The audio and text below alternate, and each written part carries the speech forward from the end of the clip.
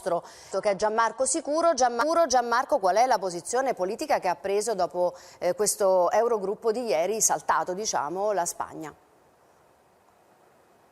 Guarda, per darti un'idea, Manuela, ti cito l'apertura del pezzo serale del Mundo, uno dei quotidiani più importanti. Ci si aspettavano misure straordinarie, Eurobond, un piano Marshall. In realtà abbiamo preso solo schiaffi, l'espressione esatta è bofetada, che è appunto la parola spagnola per schiaffo. L'Eurogruppo fracassa, questo è un altro titolo ricorrente, non serve neanche che ve lo traduca in italiano, insomma.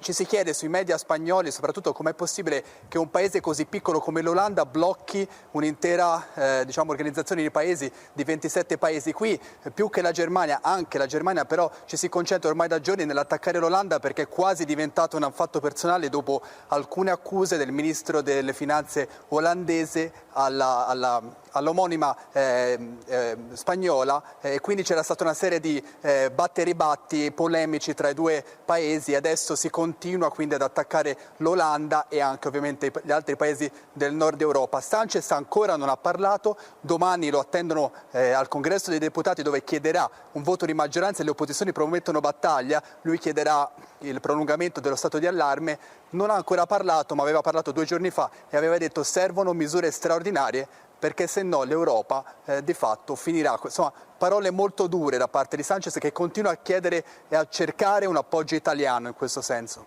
Grazie Gianmarco. Ministro, dicevamo sulla linea dura c'è l'Olanda appunto e la Germania, che poi appare essere il motore di tutto. Anche l'ex presidente del Bundestag, Lammert, ha criticato la Merkel